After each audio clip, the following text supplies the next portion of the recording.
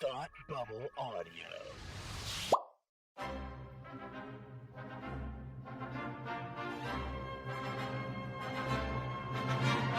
Look, up in the sky! You will never find the more wretched hive of scum and villainy. Welcome to Beer with Geeks with Tim and Frank. Who are you? I'm Batman. I am Iron Man. Your friendly neighborhood Spider-Man. Hi, Christopher. I'm Nero. My name is Inigo Montoya. You're a wizard, Harry. A couple of guys with a couple of beers and a whole lot of pop culture nostalgia. Make it so, number one. Ladies and gentlemen, the Beatles. Name the dog, Indiana. Life finds a way. I am serious. And don't call me Shirley. Now sit back and crack open a cold one, because it's time for Beer with Geeks. It comes in pints? Shaken, not stirred. Great Scott! I was way off. I knew it started with an S, though. Hi, and welcome to Beer with Geeks, where two geeks geek out with beer. I'm Tim, and with me, as always, is my musical fiend of a friend. It's Frank. How are you today? This is the life, bo-bo-bo-bo-bo. This is the life, bo-bo-bo-bo-bo. This is the life, bo-bo-bo-bo-bo. Beer with Geeks. Nice. Good bit. I think that was the best song in the movie. I think it was, too. It's my favorite. Yeah, I loved it. Yeah. Yeah. Ah, man. Good stuff. Frank, we're going to talk about Tick, Tick, Boom today, but why don't you TikTok tell me what you are drinking today? So I have been digging through the beers that are in my fridge and just trying to finish what's there. You know, I've had a few like stragglers left. I am polishing off one last Harpoon Dunkin pumpkin. Yeah. You really back to like October. But yeah, it is their coffee porter made with Dunkin' Donuts, a partnership with Dunkin' Donuts. Oh, yes. And it is so good. So good. So, yeah, I didn't realize this will have one of these kicking around, but I'm enjoying it. So there you go. All right. Well, very good for you, my friend. Now, Frank, this movie that we're going to talk about is about the theater, so I thought I would go a little fancy with my drink, something a little, low, like under the table. Maybe you haven't heard of it. It was a little highbrow for you. Let me throw it out there for you. It's a Stella Artois. Ooh, yeah, that's so fancy. Artois. I don't know if you've ever heard of it, the Stella Artois. But it's just for those fancy theater people. I don't know. That sounds really fancy. It sounds like some kind of something I should be drinking out of a chalice or something. Yes, that would serve you well. Oh, sometimes when you get a Stella Artois, sometimes they actually come with a chalice. Well, what do you know? Chalice included. Not with the one that I'm drinking though. I was too lazy to get it from the top cabinet. But I do have a chalice for it. It is so delicious that way. But yeah, Stella Artois. Nice. Don't ever go to a bar and order it like that, though. So what are your beers? Like, bubble. The Stella Artois. All right, champ. Like, whatever. All right, calm down. Yeah. Do you also want the Heineken? Yeah. No. Yeah. Stella Artois.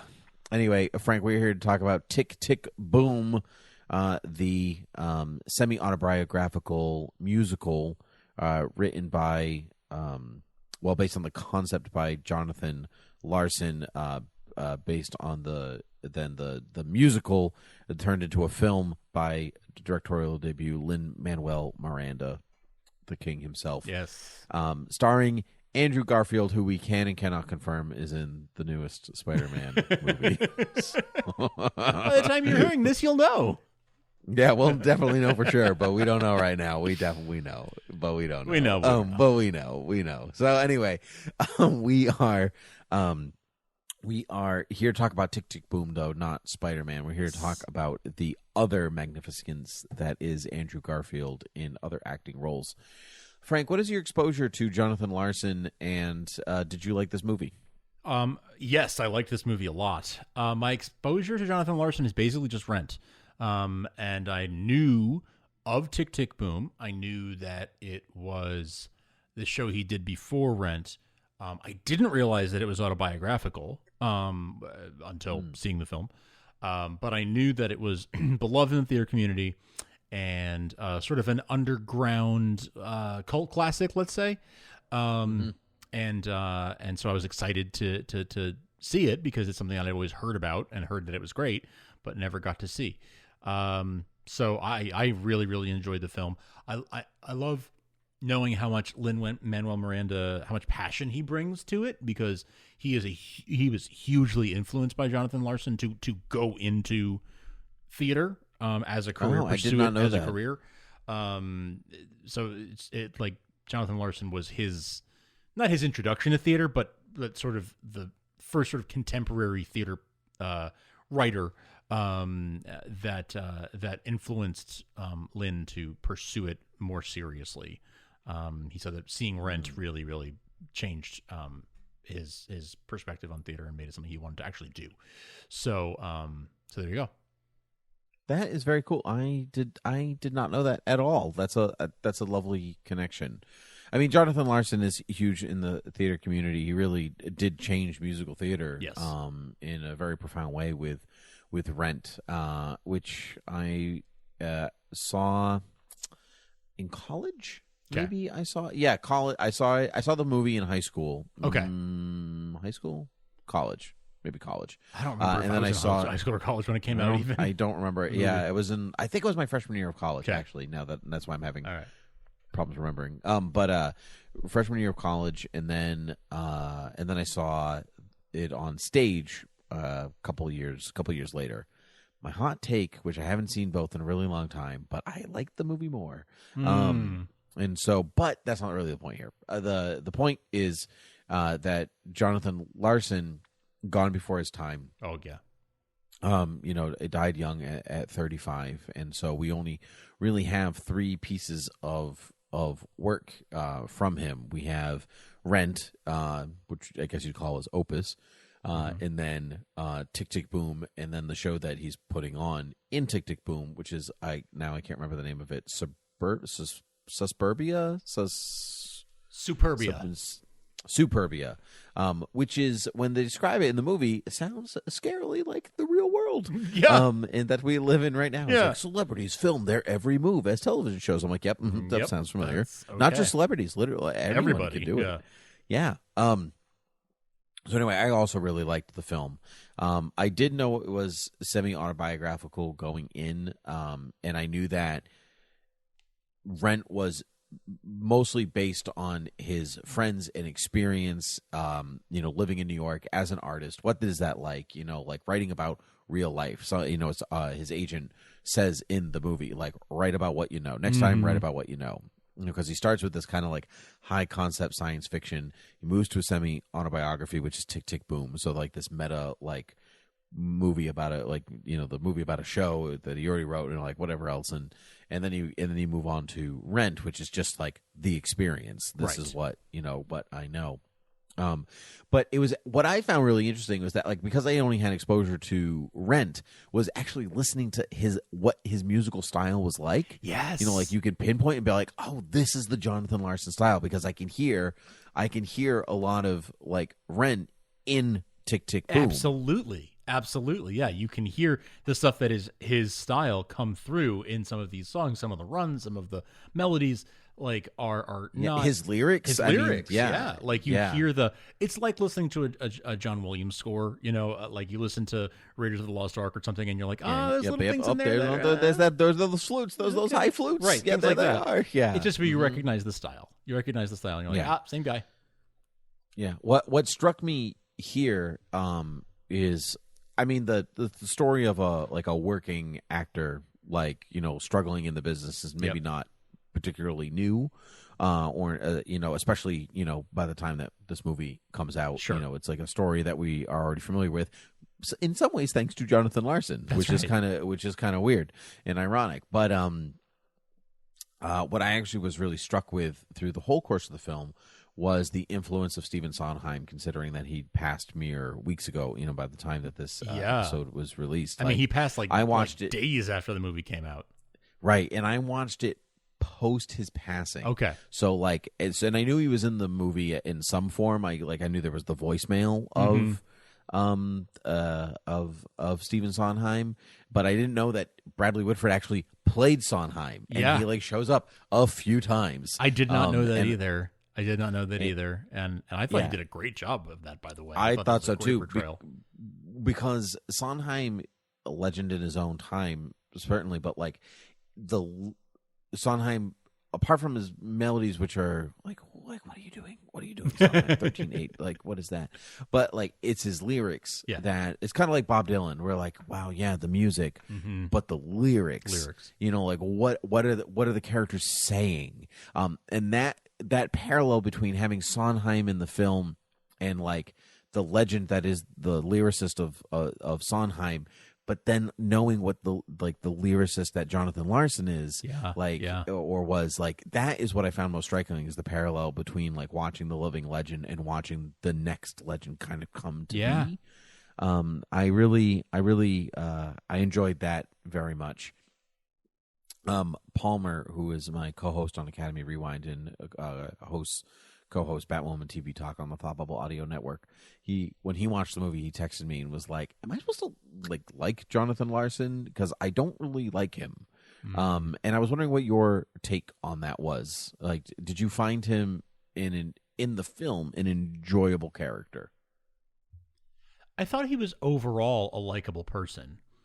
The thing that and I wonder if this is what Palmer was struck by, he was just not able to be in a relationship and put his relationship, give it the attention it deserved, while also pursuing his art. Like he had room for one of those things in his life, and he chose the art.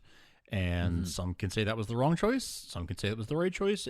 Whatever. But you know, for me, I would have probably chosen the relationship, because that's sort of how I you know, between work and like my personal relationships, I tend to put the personal relationships first. But a lot of people don't make that choice, and I'm not judging. I'm just saying that's what I would have done. And maybe Palmer feels the same way. And maybe that's how he. I know from listening to you guys talk as much as you do on Academy Rewind, I know that often Palmer sort of goes for like the love story, and so the fact that Jonathan Larson turned down the love story in favor of his art, maybe that rubbed Palmer the wrong way, and I can see that. But I thought he was a likable character. I thought he was a likable character, a likable personality.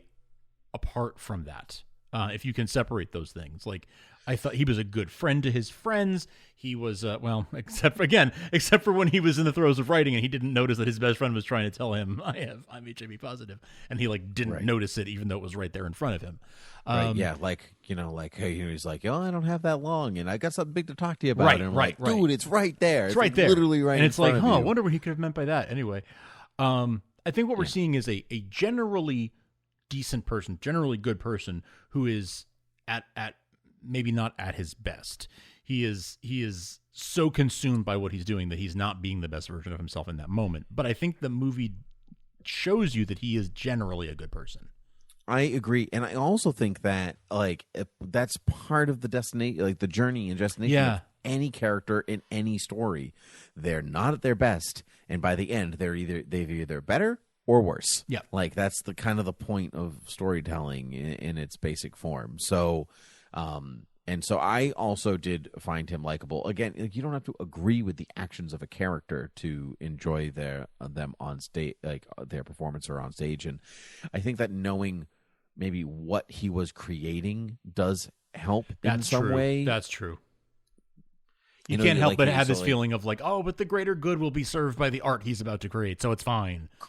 Yeah, right. And that's a big that's a big motif running through the film. Like, what kind of art are you creating? Like you talked about it, the parallel with, where his best friend is, HIV positive, Michael, but he kind of gave up the art for the career, the 401k, and, he's trying to get Jonathan to be like, you could make a living writing jingles. Like, you write jingles for everything. Yeah. Like, well, you just do that. And I loved that scene in the focus focus group room where like America, Windows, freedom, like that would drive me insane. Like, although I want $75 for sitting in a room going, freedom. Yeah. Like I could do that. I could literally like I'm a wordsmith. Like I could sit in a room and do that. And why didn't I go into advertising? $75 in $1990 is at least $150 now. So like, yeah, I could do that. Yeah. Anyway, so anybody needs me for a focus group, call me. Yeah, exactly. 555. beerwithgeeks@gmail.com. Hit us up. Yeah, please. Yeah, there you go. So that's the email. Don't type that into a phone. No, it won't work unless it's a smartphone. No, in which case then it will work.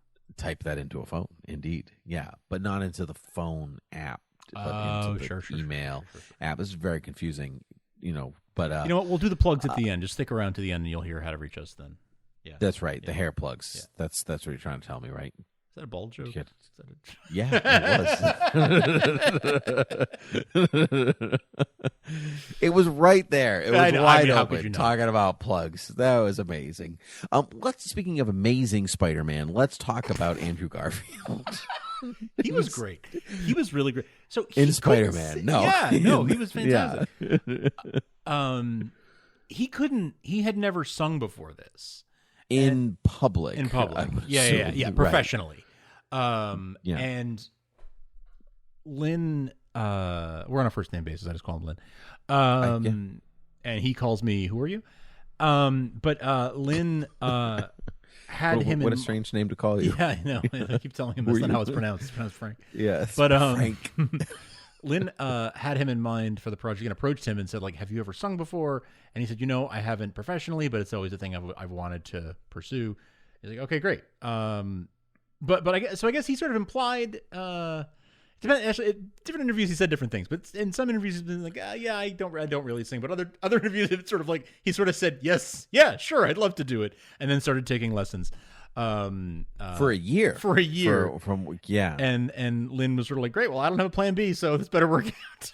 I'm going to W like Eliza in My Fair Lady if it's no good. But he was great. I thought he was fantastic. He really inhabited the role. Yeah, I thought I've always loved Andrew Garfield. I think that he's an unsung actor, I think. Yeah, he doesn't get enough Andrew credit. Garfield, whatever, but he's like really good. And I think this is maybe one of his best, if not his best performance of his career so far. It's pretty extraordinary how he inhabits Jonathan Larson. But he what I find is interesting about the movie is that he inhabits Jonathan Larson's version of himself. Yeah. He's not. It's not an objective viewpoint. It's Jonathan Larson's own show about himself now made into a movie by other people who are not Jonathan Larson's. Like this big trend of it was a concept album and then Jonathan Larson died. So someone in the late 90s, early 2000s, the concept album was turned into a play or a musical, and that musical was now turned into a film. Yeah. And so you're getting further and further removed from Larson himself, but it's still his own words, it's his own lyrics, his own songs. That's what, and so to wrap that around, to have different actors now play what was your autobiography, your semi-autobiography, which is now just your semi-biography. Yeah. It's really interesting. It is. Trippy literary stuff. Yeah, and that also affects the format, I feel like, because the concept album and then sort of a 3-person show that Larson sort of performed, but there's not a definitive staged version of it, that he has his fingerprints on it. Right. Well, stage of but except that we watch Garfield as Larson perform the show, perform the concept album within the musical, and there's footage in the credits of him performing the concept album. Yes. So he did perform it live, and the 3-person show format that we saw them staging was a real thing that Larson did. And it was interesting how they went between that, they used that as a framing device at times, and some songs were performed that way, but other songs were performed, they would sort of cut back and forth between the stage show and the actual events that they were describing in the stage show. And it was an interesting format, something that they couldn't have done on stage in that way. Film made it possible to adapt it in a totally different way. Yeah, bridge that gap. Yeah. Whatever. And I I love a good piece of metafiction. It's like postmodernism at its finest, like the concept happening within a play, within a movie. Like, it's good. It's just like a Fabergé egg, just so many layers. Yeah. Until you run out of layers. Like Russian nesting Lots. dolls. Broadway nesting dolls. That's right. Yeah, that's what I meant. Not Fabergé egg. What the hell? Like, I don't know what I was talking about. This Stella Artois is getting to me. A lot of theater cameos in this film. Oh my gosh! Like really big one, like Bebe Neuwirth and Bernadette Peters, like some what's her name? Rivera. Gita Rivera. Gita Rivera from West Side Story. What's his name? Who played Phantom? Longest running Phantom on Broadway, whose name I cannot remember. I'm going to use my one look up for that moment. Right. So it's kind of like the, we freak out seeing like previous superhero people in a, comic book. Like, oh my God, there he is. There's Helen Slater. There's Dean Cain. Is that Dean Cain? Dean Cain? So like all of that is so fun. And I love that Lauren Benanti. Yes. Yeah. I loved that. And it felt so weird in some way to be sitting on the outside where I'm like, I don't know all of you. Like, I should know all of you, but I don't. Like, there's Brian Stokes Mitchell and Roger Bart. Thank you. Roger Bart was in there, and like, yes. Steven Schwartz was in there. Was in the background. Steven Schwartz was in there. He was in the So that diner scene, the Sunday song, which is like the homage to Sunday in the Park with George. So good. Which was excellent. Oh yeah, because they were like, here you have these like Tony Award winning people, some of them multi-Tony Award winning people, right? Who had like Sondheim favorites and like all this stuff, and you're just like, wow, you're all there in performing a song together. Like, how wild and trippy is that? Oh my gosh. Oh, Joel Grey. Joel Grey, I knew I missed a Howard really McGillen was one. the Phantom we were. Okay. Thank you. But yes, Brian Stokes Mitchell, you mentioned and of course Philippa Sue and Renee Lee Scoldsbury from Hamilton. Yep, we have Hamilton. Yep, I actually recognized them, but forgot to mention them right here. Okay, that was actually what tipped me off originally. I'm like, yes, whoa, here they are on that scene. Who else is in this scene? Right. Yeah, and then I started. Then you start to look around the room, and then like now you got to start looking it up. Like, oh, Joel Grey has a beard. I wouldn't I didn't recognize him with the beard or whatever. It's just like really, really, just fun. As a movie itself, I thought Lin did an excellent job as a directorial debut. It's got a good clip. It moves. It moves at a good pace. It's well edited. A lot of special effects for the type of show that it is. Like there's like CG renderings of the city, and loved the the music notes, and the sheet music in the pool. Oh, that was so cool. Very, very cool. I don't wonder how it plays if you. Well, actually, I do not. Like, so my wife has never seen Rent. Okay. She didn't know who Jonathan Larson was, and she watched it with me, and she's like, "That was good." Like she's like, "I enjoyed that," but I don't think the story doesn't register the same way unless you really know who he is, or at least have some kind of conceptual understanding of Rent, because like I'm sitting there watching the seeds of something very important happen. Right. And if you don't have that context, you're just kind of watching a struggling actor make a show. Yeah, that's right. Yeah, and it's still like a compelling story, and it's still interesting. The performances are great, and music is great, and all of that. But yeah, unless you sort of know who he is and what he's going to accomplish, it's not gonna connect the same way. Even though at the end of the film it says like and then he made Rent. It's just not the same. At the beginning, even and the beginning, I guess that's true. Yeah. It's just not the same unless you have a little bit of a personal connection and understanding of it. Yeah, I can see that. Correct. But it's still a really, really good movie, even if you don't have that. It's still an enjoyable movie.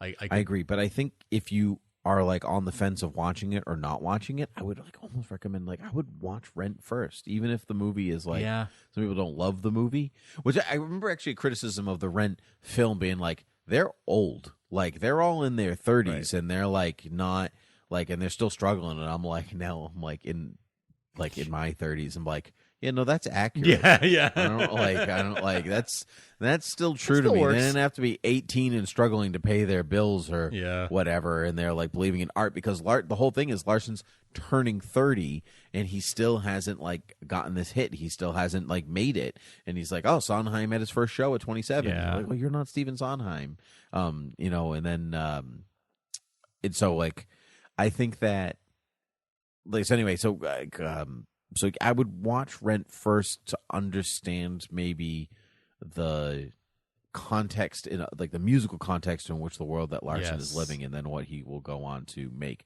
It'll be almost like if you're watching a movie about the Wright brothers but have never been on an airplane before, but why don't you go on an airplane first, then watch the movie about the Wright brothers? You'll have a better appreciation for what they're accomplishing in that moment. Yeah, exactly. I mean, it's sort of like you're watching a prequel to something, but you haven't watched the thing this is a prequel to. Like, okay, maybe it will have some merit on its own, but like you're going to appreciate it a lot more if you know what this is a prequel to. And not to say this is a prequel to Rent, it's not exactly, but in a similar way. Like there is a payoff to knowing what's coming. Yep. So yeah, it gives really borderline necessary context. Yeah, I agree. Here's something that I thought was strange in marketing, not strange necessarily, but kind of like funny, not haha funny, but funny. Vanessa Hudgens all over the trailers for this movie, and like I'd say about 3/4 of the movie she's just like in the background. Yeah. There she is, like being a regular person, and then like she just like comes in and like sings a bit. I'm like, this part could have been played by almost anybody. Why are you here? Not that I like minded that she was there or whatever. She did a great job. It was a nice performance. She does her song well, but it was like, all right. I know. Well, I mean, she's there. a big name. Like, I mean, that's clearly they had her on board to be a big name, and it was interesting. I think a lot of the like fan community was a little anxious at the idea that she was going to be playing the girlfriend, but then when it turned out she was just playing the girlfriend or playing the actress who plays the girlfriend in the show, that was sort of like, oh, okay, that's fine then. Like, she can sing, like she, great, like fantastic. She'll be great in that. I